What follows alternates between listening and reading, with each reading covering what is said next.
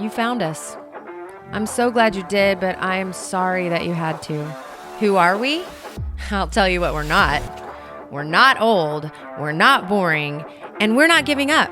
We're four mothers, all living in Austin, introduced to each other because we all share a similar tragedy. Our husbands died, unexpectedly and in the prime of their lives. So come on into our Widow Circle, where trauma meets humor, and we remind you that you can not only survive, but thrive. This is Every Widow Thing. Hi, welcome to Every Widow Thing. I'm Whitney, here with your other hosts, Keira, Holly, and Lacey. And before we get started on today's episode, I just have to go back and do a follow-up on the episode we did regarding signs. If you haven't heard it, you need to stop what you're doing right now and go listen to that episode because it's amazing and we're all getting signs. But one of the things that happened during that episode is that everyone started making fun of my husband's name, which was Wendell. And Holly won't date a Wendell. And they said there are no Wendells. And who's heard of the name Wendell? Okay, well, apparently. Well, now I have. Now we have. Twice. What I wanted to address, and I want you guys to share, is that so we finished this episode about signs and all the signs and messages that we get from our loved ones. And my husband was ridiculed during that episode for his first name, Wendell. And I agree, it's not the best name, which is why he went by Hunter. But after the show, what happened? Lacey and Holly, you both had encounters with Hunter. You can go first because you sent the first. I got an email from someone from my church inviting me to go to an Easter celebration, and she's just this fabulous lady at our church. I didn't know her husband's name, but I noticed when it came in for the first time, her husband's name was Wendell. So you got like an invitation to something, and Wendell was on the invitation, Yes. Which I cracked up. You immediately sent it to the group, and I was like, Hunter's telling you there are a lot of cool Wendells out there. And then what happened, Holly? That evening, I was watching TV, and on the show, one of the characters' name was Wendell. And I was like, Wendell? Where did that come from? So, my husband was proving that a lot of cool men's names are Wendell and that it's way more common than you think. But I just loved that. I loved that happened because we also talked about how their personalities come into play. And that is so my husband's personality to like push that on you guys later. So I loved that. Yeah. So thank you for sharing it. And now on with the next episode of Every Widow Thing.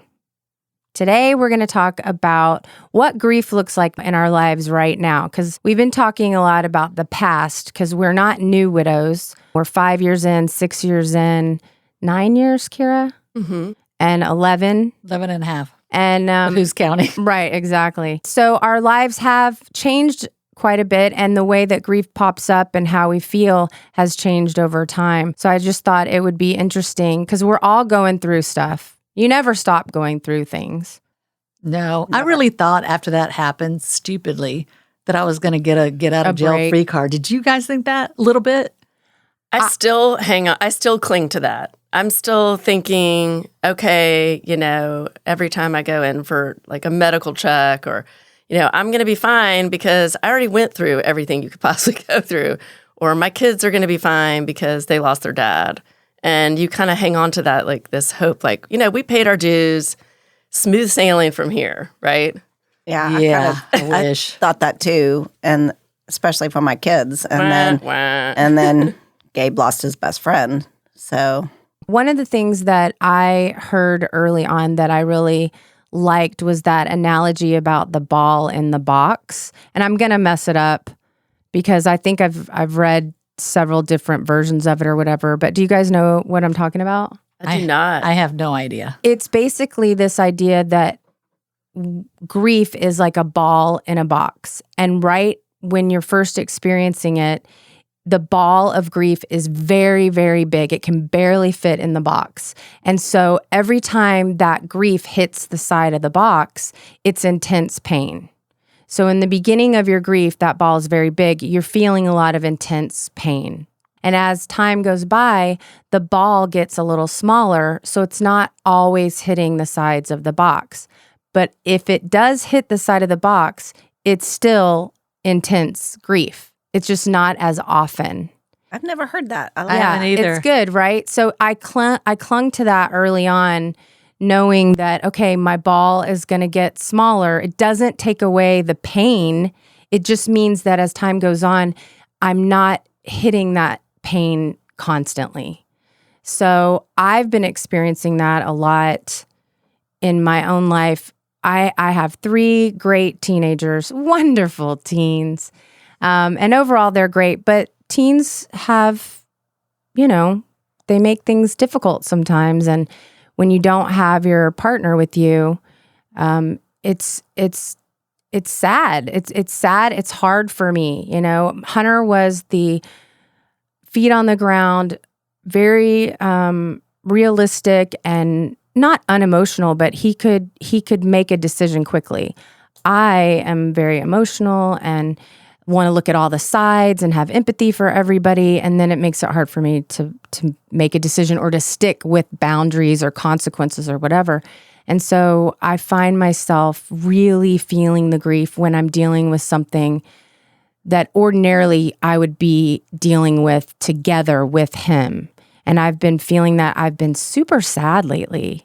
My daughter is in college, and then my son's about to go to college. And then it makes me think, and Lacey, I know you're going to identify with this, I'm going to be alone soon. I have one more kid that's going to be in college after next year. He's a junior. And then I'm all alone. Well, we'll be alone at the same time. Yeah. And I'll be alone this in the year. fall. Yeah. Yeah. Year. But those moments, and Keira, you have a daughter in college. 7th grade. Yeah. You have one in college Got too. some time.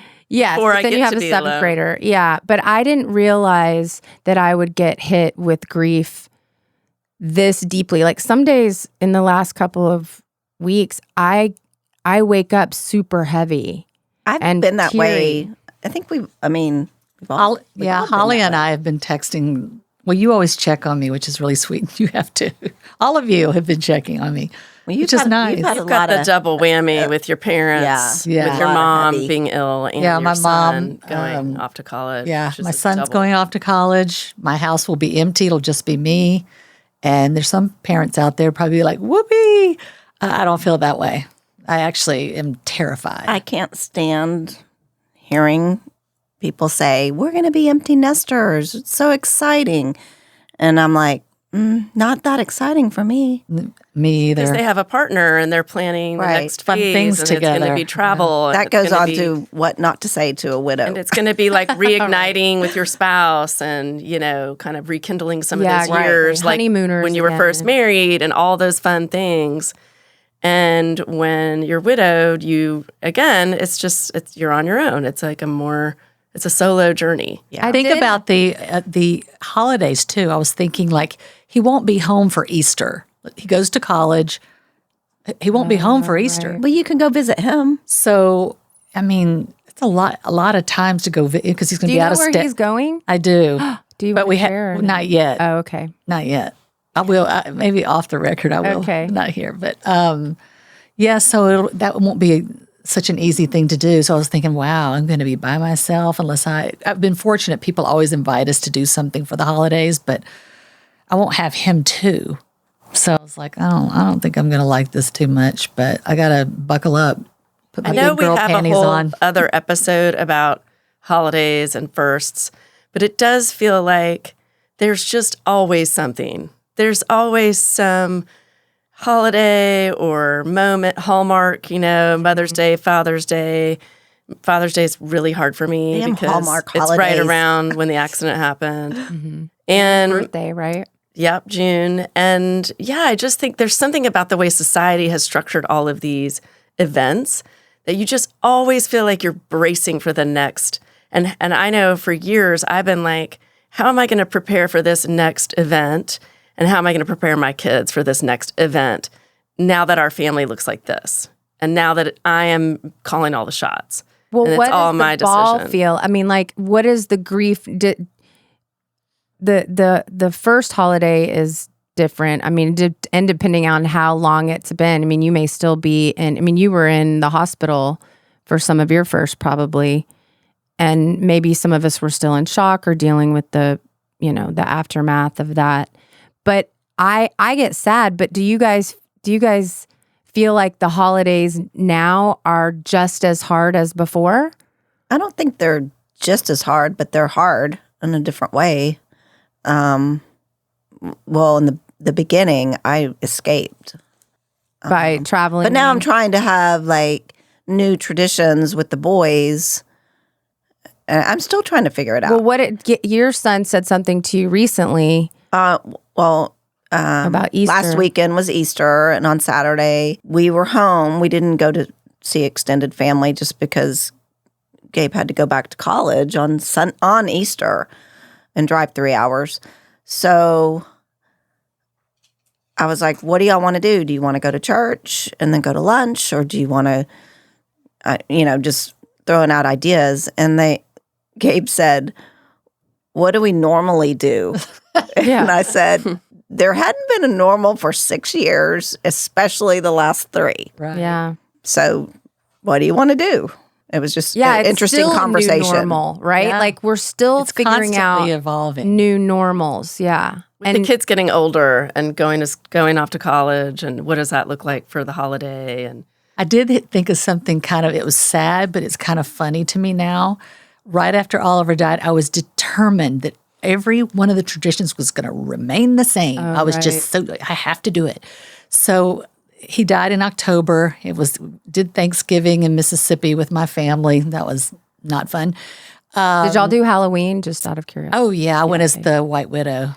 Stop it. I wore a black spider thing as the White Widow. That's wow. That's how I That's coped. hilarious. I know. I'm sure that made people very uncomfortable. It did. But I In live your Hyde face. Park. Hey, keep in mind, I live in Hyde Park, That's where all true. the creative weirdos like Right. me live. So we were.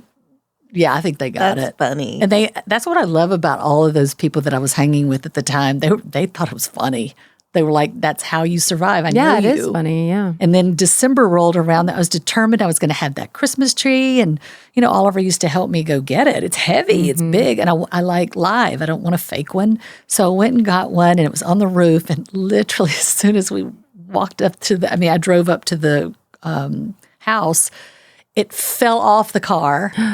I couldn't pick it up. And my neighbor 2 doors down, it was Jewish, and he always had issues with people saying Merry Christmas to him because he's Jewish, and he would get really upset about it. And he was just a super nice guy, though, but that just kind That of was a irritated. sensitive subject. And he was so kind. He came and picked it up. He goes, "Where do you want me to put this?" And so he took it inside. And then I don't know, I had a meltdown after that. I was going to but- say, I would have started bawling. I you did. start bawling? And he was so kind. I'll never forget it. He was so kind to me. It actually bonded us in some weird sort of way because he was kind of one of those people that's a little rough around the edges, not very warm. But because of he that, showed up. he showed up. Yes, he did. So I don't know. It kind of makes me laugh, but I think you guys like traditions too. I think you guys have always decorated, and I think we've always. Yeah, but I'm the Christmas tired. tree was tricky. And I had to get a friend help. I remember, it's a 2-person job. Yeah. And you can Help that out. you can go to the lot and get the guys to help you and throw them some tips and get it on the car. But once you get it home, you're screwed. Well, what about So I this guess that wasn't too Christmas? bad. What happened this Christmas? We used to get a real tree too, and I finally said, I'm not doing this anymore. I still do. And so I just and it's whatever works for you. But for me, I was like, this is causing some anxiety and hitting my box in a way that I don't want to feel anymore. So we're going to start something new. And I talked it over with the kids, so we have a fake tree now. But I'm just I have a curious. fake tree, and I 3 or 4. The first Christmas I didn't want to put up a tree, but I put up a tiny tree, and then we went to Mexico. Like a tabletop. And then I don't remember what I did for the next one, but then I think after that, I'm like, you know what? I'm going to buy me a white flock tree and decorate it pink. Oh, yeah. It's something that totally treats- different. Yeah, pink. Well, where are you feeling because I was just saying, for me, I'm feeling really heavy right now in my grief because of issues that I'm having with the kids where I need that second parent. And I wish that he were helping me. And really, I sit sometimes, I'm sure you guys do this too, where I'm like, man, he would be handling this in such a better way than me. And I'm just fucking it up. And then I have to like go snap out of it. You're the one that's here. And however you handle it, you're doing it out of love and you're going to be fine. But that's where my ball is getting me. It's hitting the sides constantly in that area.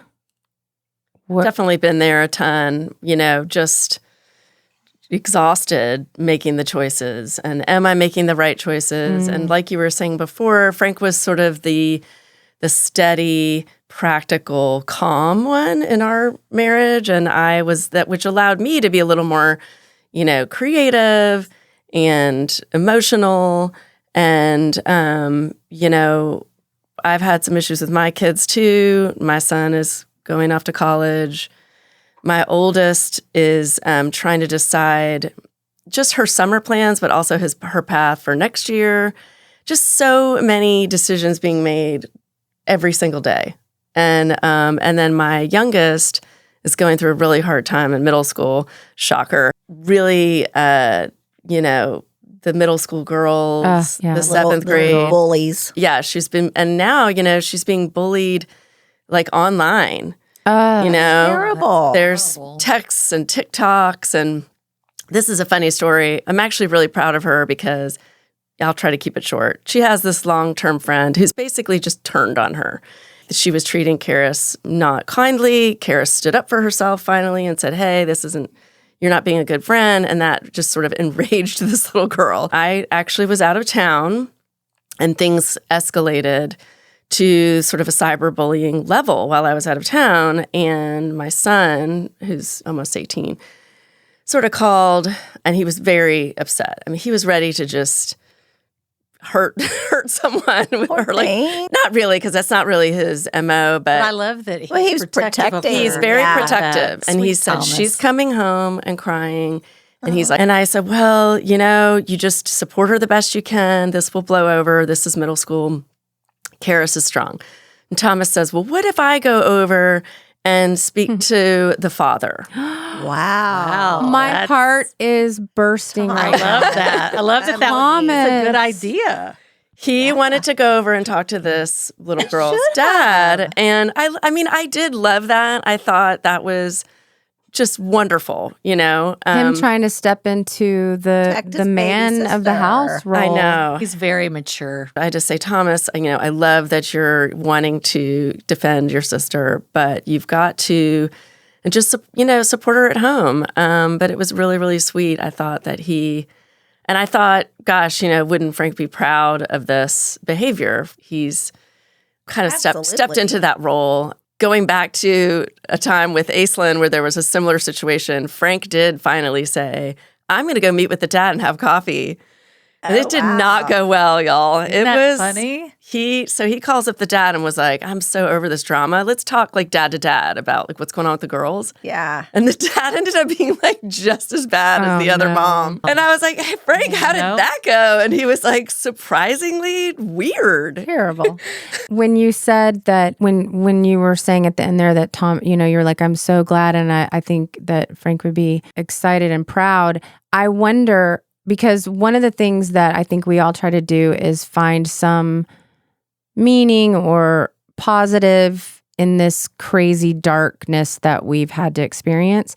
And so my question to you is, I wonder, was that behavior there because Frank was gone and he just has a better awareness of being a bigger person, or it could be.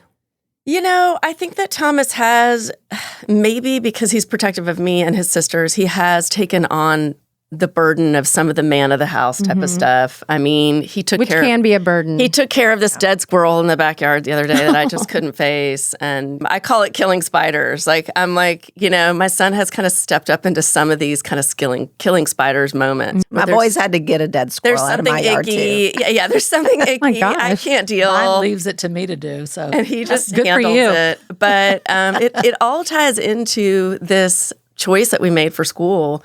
Because, he was deciding between going to UT and staying here and going away. And he finally has decided to go away. And I think it is the best thing for him. I think, and again, I was laying away at night saying, Frank, help me make this decision. Because one is financially more stressful for the family, and he's going to be away. And the other one is right here in Austin.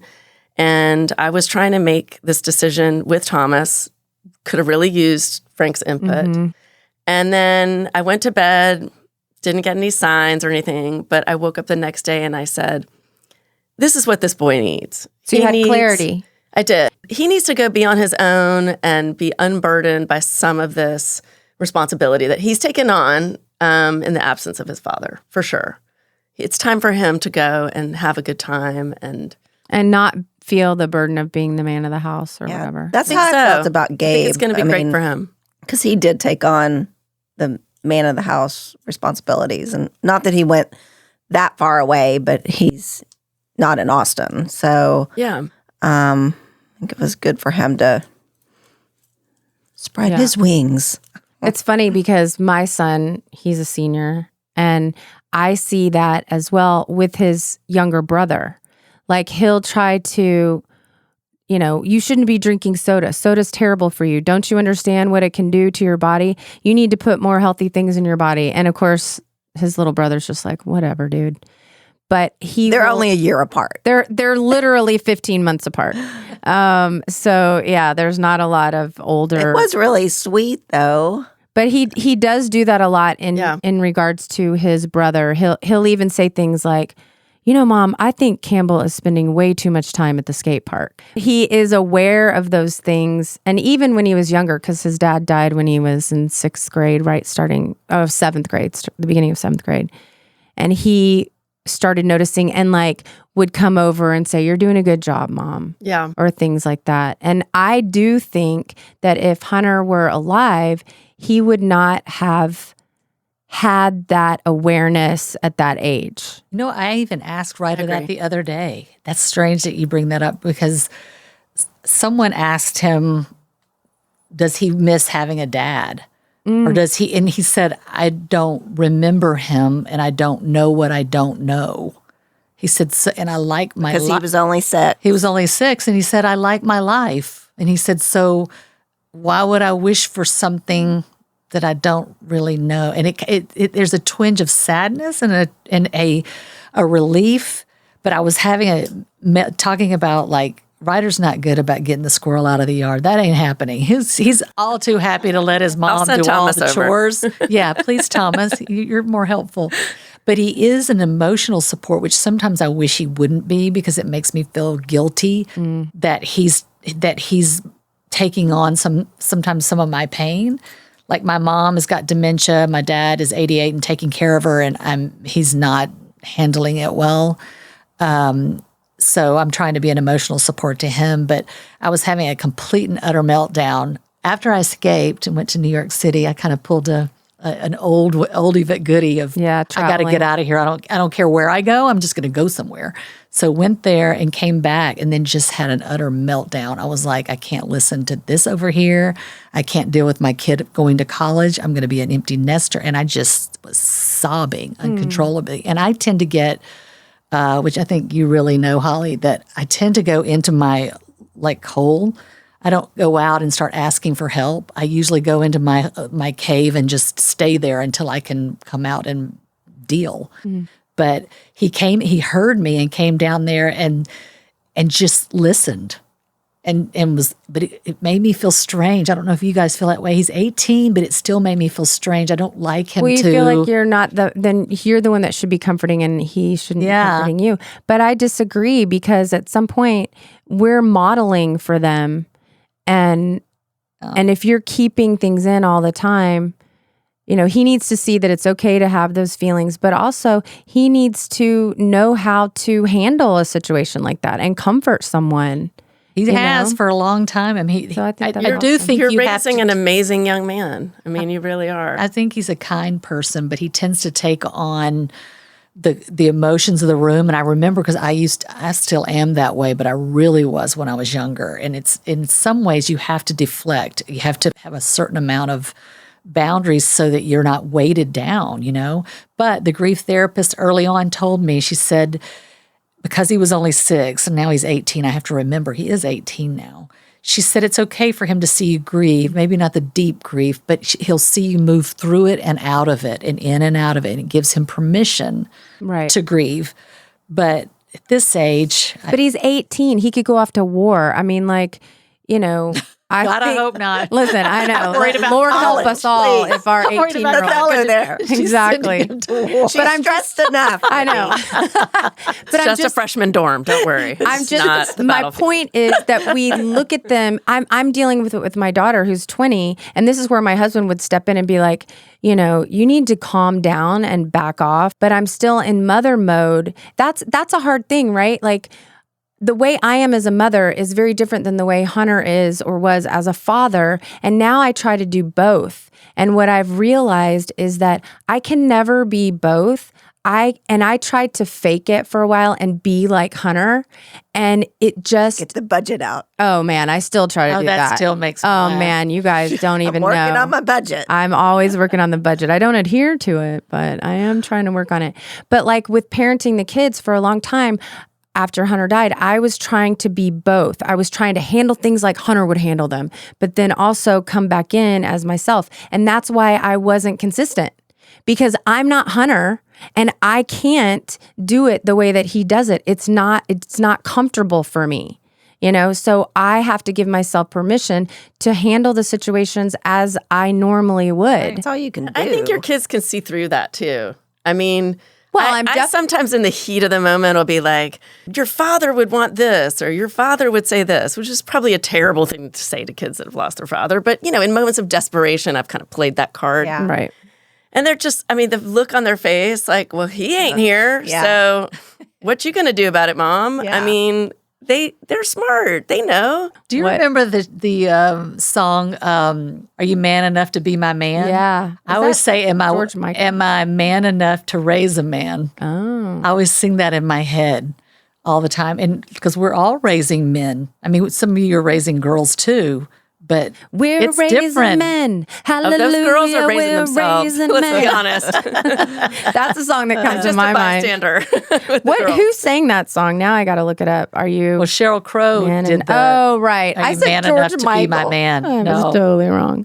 Oh, that's right. It was. I think Sheryl it's Crow. so hard. I think you're always second guessing. I think I'm an overthinker like No, you are. yeah. Such And a- so every decision, it's like, I want to see all sides. I want to explore everyone's feelings and the consequences. One thing I've done since losing my husband is like, I'm always trying to look down the road because I'm worried because I've had something blindside me. And so I'm like, okay, if this happens, then this happens and this happens, you know, what are the consequences? And I can get really like caught up Oh, it'll drive you in worrying literally about insane. the what ifs. And it's so challenging. And I think, What helps you? All that therapy we did, EMDR. therapy helps. Tell me about that. Talking to friends. I don't know mean, EMDR. Well, I did EMDR, but we also went to the man that you recommended, the colors Dr. thing. Vasquez. What was that? Well, that was more trauma for me. I worked on, I was reliving moments from the accident and just trauma from what happened. And I would get caught in sort of a loop where your body, I guess it's PTSD, kind of, where your body kind of relives. You guys have had it too, in the moments where you either, watched your husband die or you found out your husband had died, or moments in the hospital for Holly with your son being injured. And that was more like a dissociative exercise where you have to stare at this rainbow chart. I mean, it sounds silly talking about it. I tell you what, it worked though. And then- I thought it was crazy. You sent me to some crazy person. I know. And it was So awesome. what did he make you do, and how can I? This is what a whole can other I do? episode. This was the most interesting thing for me. He would have me look at this rainbow chart, and all the colors are very distinct, right? All the colors, and I'm sitting in a chair, and he's kind of off to the side, and he would say, talk about what happened, or a moment. And I would start to talk about like when I was trapped in the car or when I found out Frank was dead. And the whole rainbow would just go brown. Like all the colors would disappear. And he would say, the minute you lose a color, you have to stop and look away. And then he was always wearing like a plaid shirt and he'd be like, look away and look at my plaid shirt. I mean, it was a little weird. I felt like I was in a movie. I was like, But it's like resetting your brain. resetting. So when I first went to him, I had to do that every 3 seconds. Like I would start to talk about, and my vision would just go gray, like gray brown. And I'd be like, I lost the colors. And then I'd look at his plaid shirt, or I'd look around. I'd look around the room and just reset my vision, and then I would go back. So how long did you do it? Like I don't remember how many sessions. I only had one. I went to. It was several sessions over several weeks, and I probably could benefit from going back because I do find I'm now more aware now when I think about traumatic events, even not even the accident, like something like even this stuff that was going on with my daughter, right? Mm-hmm. I was traumatized by what was happening to her, the bullying and not being able to, that helplessness, not being able to do anything, not being able to fix it. And your whole nervous system, at least my whole nervous system kind of goes bananas. Like I just go into fight or flight. Right. So, I think this kind of technique, it divides your brain. So you're trying to look at the color green and you're talking about something horrible that happened. And somehow it miraculously makes it less traumatic. Do you know what he did? What he said has stayed with me. And it's weird because I went in there going, oh, Lord, what has she put me up to today? I had done EMDR and I thought, okay, it's good. EMDR did work for me. But tell me briefly because I don't really know what that is. And how is that different from the EMDR is where they use these little pads that you put in your hands and then they move, it's eye movement. Okay. A lot, and they do it a lot for people. Obviously, I was diagnosed by a psychiatrist with PTSD. Unfortunately, I could not take antidepressants or anything. I'm allergic to them. So I knew it was going to be exercise therapy and then EMDR. And then I was doing pretty well by this time. And then Keira's like, go see this guy. And I thought, out of curiosity, I might as well. I'm glad I did because even though I'm not sure that the therapy part worked, I just remember what he said last. So he's going over and over. He makes you stare at it. And he made me say over and over what happened that day. And he said, I could tell you're getting really irritated. I said, I hate to repeat myself. And he's like, stay with me. And I had to keep repeating it. And he said, can you do it again? And by the 5th time, I was about ready to scream. And he was like, no, just stay with me. And then at the very end, 5 times, I was like, please, can I get out of here? And then at the very end, he said, what are you most afraid of? And that took me off guard. And I said that I won't see it coming. Because in sudden death, you don't see it coming. And then he said, just what if, something amazing is around the corner and you don't see it coming. Oh, wow. Yeah. Goosebumps. I'm still waiting for that. I was about to say, me too. It's been how many years? We're a wonderful thing that was around the corner. That's right. That's that That's whole true. waiting for the other shoe to drop or whatever you want to call it. Sure. You just now live in this. Once something like this happens, I think you're forever changed. And one of the really sad things is that my daughter, who my oldest, who was 11 at the time, and is now she's turning 20 in a couple weeks. She said to me, "That was the day my childhood ended." Oh, and hard. I don't look at that innocence of childhood, and I don't look at the life like that anymore. Where I think the simple joy of thinking everything's going to be okay and nothing bad is going to happen. So I agree with I also struggle with, after Hunter died, I actually had more things happening. I remember thinking, this is fucking bullshit. My husband just died and now I have another traumatic event that's happening to me and my kids, right? So I knew early on that just because you have a traumatic event doesn't mean that more traumatic events aren't going to come. So what are some of the things that you're doing now so that grief, when it does come up, for example, the whole thing about being an empty nester, right? That is stressing me out, making me very sad lately. Yes. Very sad, even though I have another year before it actually happens. But I already started thinking, okay, I got to rework this idea of now I'm going to be alone and instead think, now I can go and learn how to be a trapeze artist, or like I can That didn't actually learn enter my mind. But learn. That's not on my list either. I used to do trapeze stuff in LA. It was super fun. She We did should do with it. me. Of course you We did. should do it. It's fun. But I mean, like that was what I was like, we were gonna something to do look pole forward dancing. to. Oh, pole dancing's fun it is too. so fun. It's great. So- We were going to do exercise. that. So that's something Great exercise. instead of dreading the future, looking forward to something. So in the same sense of something amazing could be around the corner, and realizing, oh, I'm in this mode of fear. I need to switch it to faith. I'm dreading something, so let me do the opposite and find something to look forward to. So that's like a technique for me in my new grief, right? What else? You're learning to reset your brain. You don't have to go look at the rainbow in the plaid shirt. How do you reset your brain? Well, one thing a lot of people said to me is, I don't know how you can get in a car. I don't know how you can get on a plane. I don't know how you can, I just recently went skiing. And there were moments on the mountain where I was like, what the hell am I doing on this mountain? It was poor visibility. I could have hurt myself. But I think you just have to kind of push through the fear and get out and do it and just continue to live life. I mean, that's really been my only tactic, really, is just Push through. Doesn't that make you sad? I've surfed for a million years, and then I also snow ski, but not great at snow ski. Ryder would say I actually don't, but he's the blacks, I'm in the blues. But the amount of terror that I feel now doing both of those things makes me incredibly sad, because I was always the kind that would do anything once and twice if I liked it, because I was always sporty and I wasn't afraid to do anything. And then after that happened, it was if I went into, I'm going to stay in a little bubble. I'm not going to get hurt.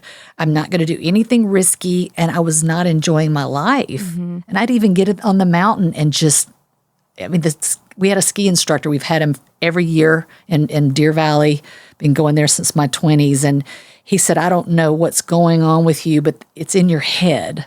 It's not that you can't do it. But he doesn't understand because he hasn't had anything traumatic like that happen to him, so he couldn't get it. So Even if you were with Ryder, you didn't want to do it? I did it.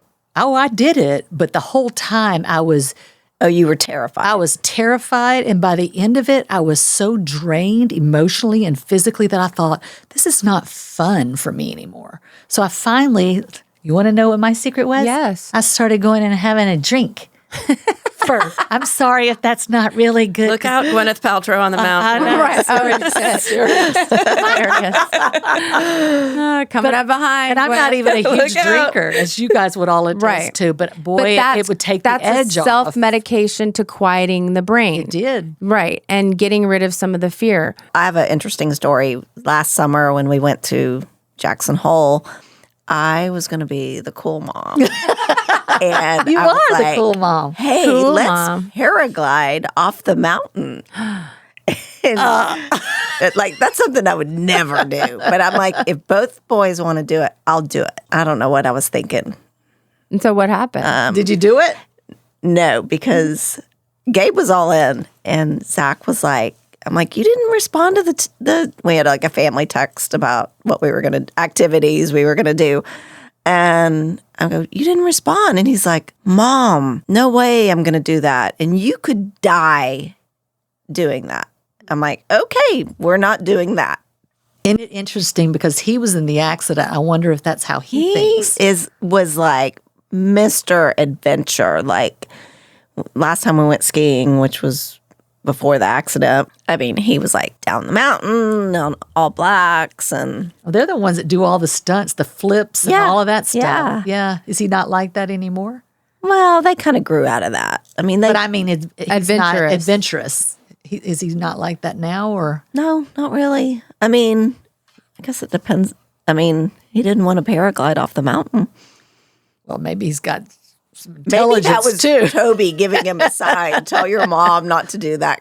That she's nuts. One other thing that I did want to address about grief now versus back then, and Holly, you and I were talking about it last night, and I think Lacey was just saying she's not one to ask for help. And in the early stages of grief, you're on everyone's mind. Like people are thinking about you and why are you laughing? Why are you laughing? I just thought of something that I did to avoid people. What? What did you do? No, keep going. And now we have to know. No, you guys have seen my house. I had those windows in the front. right. When you rolled off the couch. Yes, Oh my gosh.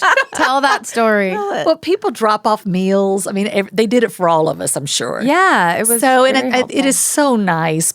They were bringing meals for me and for Ryder and dropping it off outside. Well, you can see into my house. And so people would do that, and then they would knock on the door and just be like waving in, and I was like, "Oh my God!" So That's the bad part. Yeah, drop the meal off. They Don't just don't leave stop the meal by. in That's the the cooler point on the It's a porch. cooler. Right. That's the point, right? Right. So I had Marilee McGeehee. She used to be on Friday know Night Lights. Marilee. Yeah. She did your kitchen, Yeah, right? yeah. Well, she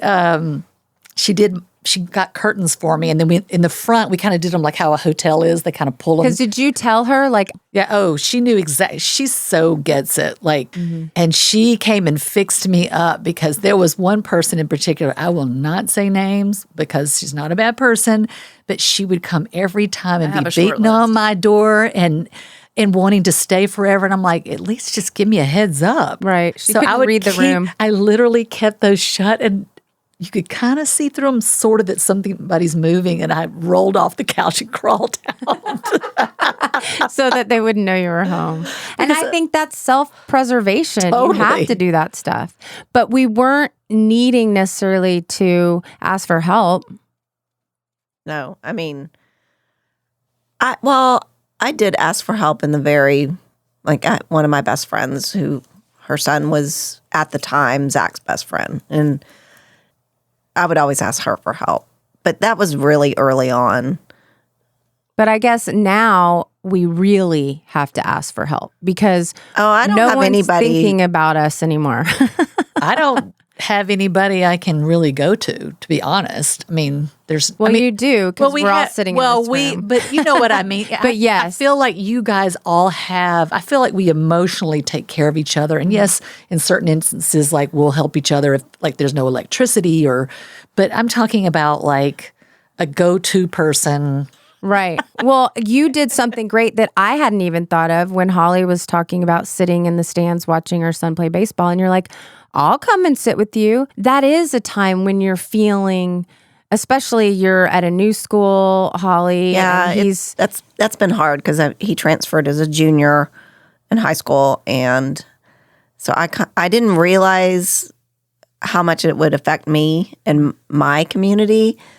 I was at a game a couple weeks ago, and I was just like, I don't fit in. I'm just doing this alone, and I went and sat in my car and cried because Zach wasn't playing in the game at that time. So.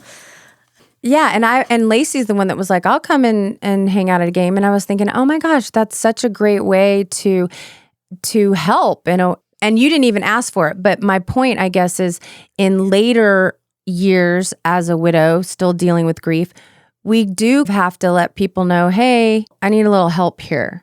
Versus in the beginning where we're on everyone's mind and they're stopping by and you're having to roll off the couch because you're like, I can't talk to one more person. So in the later years now, I recognize I will isolate when I'm down and not reach out to anyone, which it might be good for a moment or two, but then you just feel even more alone. So having the awareness to go, I need some help and I have to go ask for it because everyone's living their life. Part of and it they too, think we're over it. It's been 5 years. You don't have, I'm sure you're fine. Yeah. And we say we're fine. Also, my thing is in asking for help, I typically would say relate it more to my kids, like in asking him for help. I mean, now he's old enough and I'm now leaving him home alone if I have to. But before, I had plenty of people who would help, but I was so protective of him and wanted him to stay. Like if I needed, if I wanted to go out of town, like it would have to be somebody he would want to be with because I would feel guilty leaving town. Yeah. Yes. And like he could have stayed with any of y'all, but he wouldn't have wanted to. I mean, What? I am offended. No, I get it. He's know not, what I mean? He's not Like- close with those with my boys, and you can't force friendships. What about we all heard about the stages of grief, right? And then you realize they're not linear. It's not like first you feel this, then you feel this, and then you go through and it's all over. Well, by the way, No, that's it's a roller Elizabeth coaster. Kubler-Ross. That's for a person who's actually dying, not the person who's left. People always mistake that. Oh, So I always find I think it's both, though. I mean, the stages are denial in the sense of like, I can't believe this is happening. I just cannot believe this is happening to me. I can't believe he's not here. Or like, maybe he is here. Hunter's, you said this, Keira, that you still for a very long time would kind of convince yourself that maybe Frank was still alive somewhere. I think because of some of the physical trauma, my brain was just not equipped to Hunter's accept. mom had no physical trauma, and she would always, for the longest time, she was like, maybe he's in the witness protection program. But your brain does certain things, right? But denial, anger, bargaining, depression, acceptance, that's us as the widows. I feel like those are all feelings that I feel sometimes daily.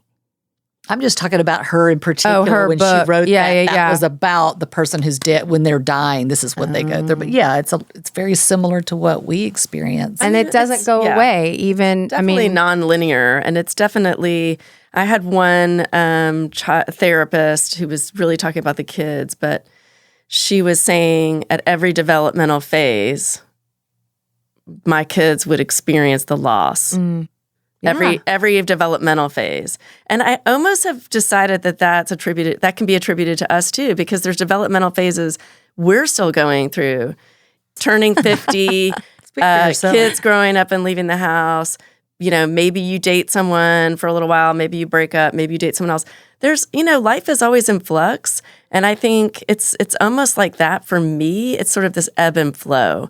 Whenever there's big life changes, like I think for all of us who have a graduating senior, this is a big moment. I mean, this kind of life transition of your kid graduating, going off to college, the grief creeps in and when then you there's feel all the stages. big life moments. And for the kids, it was, more because they were still growing and then developmental. But for me, it's the same. My life is still it's clearly a journey. It's not the way I thought it was going to go back when I married Frank, and I thought it was just going to be riding off in the sunset. So, and it's hard to see like I wasn't on social media for 6 years on purpose because it's hard to watch intact families. Do you guys find that to be hard? Like Easters and I'm so sick of everything's happy Rosy. on Well, Facebook. that's the thing. I the mean, social come on. media to be as miserable as I am. No, I'm just right. kidding. But a lot of Real people, it's their stuff. best self. Like, and sometimes I would see people on social media that I know are sleeping in separate rooms and it's their anniversary and they're like, this is the love of my life, la, la, la, la. So you're like, okay, lady, come on. Yeah. Let's just exactly. get real. I can't stand when couples communicate on social media. I know. That is Can you that is look a at each little other weird. and That's a talk? little weird. Hashtag Do you think blessed. you would feel like that if you still had your husband? No, I would not. Well, Oliver didn't want me to get on Facebook. He said it's going to be the biggest security breach of all time. And that was, he died in 2011. Wow, he So nailed he it. hated that I was on it. I had just gotten off actually before he died because I was kind of over it. And then when he died, I was like, I definitely don't want to be on it Yeah. because I don't want to see everything being perfect and mine looks like shit. Yeah. I do think, Keira, your point is a really good way to close out. Grief's never going to go away. And part of it is with each milestone that we are approaching, whether it be kids out of school or, at some point a wedding or a baby, all of those things, any changes really, right? Because as things start to change, it's just more and more obvious. They're not there, but it's more and more obvious that they're not here, that that our life is changing and looking different. It was comforting when everything was exactly as it was when he died. But as time goes on, you're going to hit those milestones and you are going to go through all of the stages again, but I'm hopefully more traveling, rapidly. I'm planning summer vacation and, even talking to the travel agent. I'm like, it's just me and my boys. It's just, it brings it all up. It does. Yeah. I And don't you- know. And people assume you're divorced, which I don't know if you guys. I don't like that. And this just recently happened. I host a kid from China through our boarding at the school. I've had him for 5 years. He is a wonderful kid. And unfortunately, his dad died during COVID. And I sent the mother a note somehow between us and an email to China. I didn't quite make it the way that The translation, I had sent it. yeah. No, I think there's some sort of firewall or whatever. But the aunt lives in Dallas, and she said, well, what did you send her? And so I sent it to her, and she said, oh my God, I've known you all these years, and I just assumed you were divorced. It had never come. That's why my widow up. Tourette's is so great, because I just tell everyone I know that my husband's dead. I don't know if I'll ever stop checking that widow box. Well, I should have, because it was weird, but it also helped, kind of open the dialogue, because the mother, I think, felt better knowing that her son is really good friends with someone who lost his dad. So there's like and I took him out for his 19th birthday Saturday night, and I was just like, ugh, I'm losing two. He's not my kid, but he kind of is. For 5 years he has been, and I was like thinking I'm losing both of them at the same time. So let's enroll in trapeze school. Let's do it. Or strippers or I'll whatever. come Pole dancing. Sorry, pole dancing. I love pole dance. It's so hard. Stripper class. You hard can to be a pole stripper. dance without stripping. Wait, you can?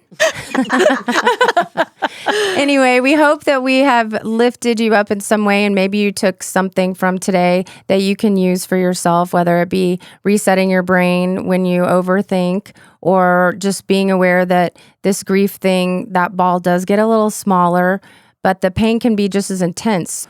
And also, shit's still going to happen, unfortunately. But at least you got to find your people, and that helps it make it a little bit better and a little bit lighter. And self-care. Get those drapes over your front door if you don't want people around. Now you don't can feel get bad the about cooler. it. I've got Leave that it in ring the cam cooler. right now. That's right. That Leave it ring. in the cooler. Like, who's out the door? Oh no. Get on the floor. Hit the decks.